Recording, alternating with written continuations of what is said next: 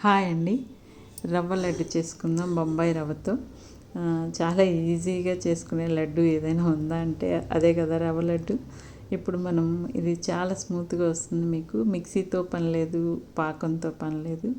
ఒక కప్పు బొంబాయి రవ్వ తీసుకొని ఒక కొబ్బరి చిప్ప లేతగా ఉంటే మీరు ఈ వెనక ఉన్న పెచ్చు తీసే అక్కర్లేదు. లేదంటే కనుక ఆ చెక్కు తీసేసుకుంటే మీకు టేస్ట్గా ఉంటుంది. స్టవ్ మీద ప్యాన్ పెట్టుకొని 1 టేబుల్ స్పూన్ నెయ్యి వేసి బాదం పలుకులు, జీడిపప్పు పలుకులు వేసి దోరగా వేయించుకోవాలి.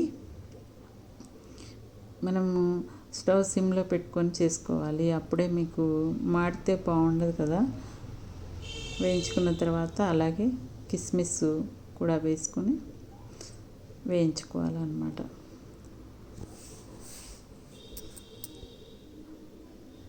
వేగిన తర్వాత మనము ఇదే నెయ్యిలో రవ్వ కప్పు తీసి పెట్టాం కదా ఇందాక, ఆ రవ్వ కూడా వేసేసి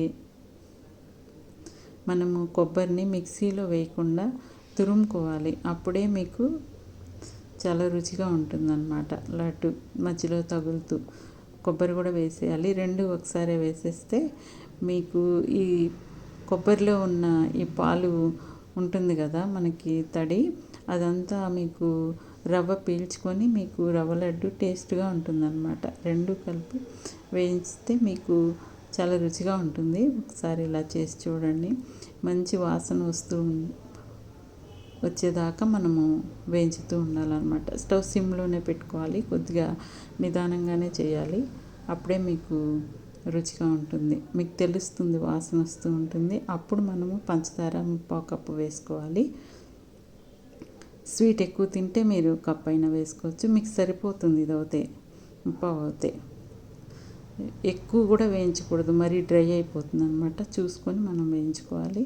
ఇప్పుడు కొంచెం మొత్తం పంచదార కలిపేసిన తర్వాత ఇప్పుడు డ్రై ఫ్రూట్స్ వేసుకొని అవి కూడా చక్కగా కలిపేసి, ఇప్పుడు మనము ఇలాచీ పౌడరు మిక్సీలో వేసుకుంటాం కదా పంచదారతో, అలాగే 1 స్పూన్ వేసేసుకుంటే మీకు మంచి వాసన వస్తూ బాగుంటుంది.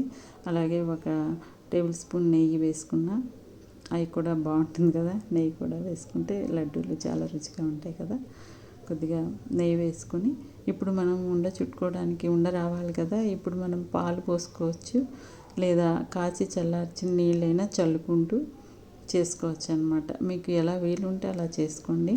మీకు కాచి చల్లార్చిన నీళ్ళు వేసి చేస్తే మీకు నెల రోజులకు కూడా మీకు లడ్డు పాడవదు. మీకు టేస్ట్లో ఏమాత్రం తేడా ఏం తెలియదు. పాలు పోసిన నీళ్ళు పోసిన టేస్ట్ బాగుంటుంది. కానీ పాలు పోస్తే మీకు నెల రోజులు ఉండవు నిల్వ.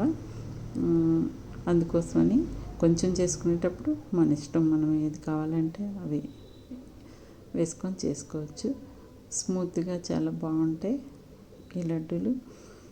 డ్రై ఫ్రూట్స్ ఎక్కువ వేసుకుంటే బాగుంటాయి అన్నమాట. కొబ్బరి, డ్రై ఫ్రూట్స్ మధ్యలో తగులుతూ మీకు చాలా రుచిగా ఉంటాయి. ఒకసారి ఇలా ట్రై చేసి చూడండి. మీకు ఎలా వచ్చాయో నాకు కామెంట్ చేయండి. రవ్వ లడ్డూలు అందరూ చేసుకుంటూనే ఉంటారు, కానీ ఒక్కొక్కళ్ళు ఒక్కో రకంగా చేస్తారు కదా. ఈసారి ఇలా చేయండి. కొంతమంది మిక్సీలో వేస్తారు పంచదారని, అలా కూడా చేసుకోవచ్చు. ఇలా కూడా చేసుకొని చూడండి.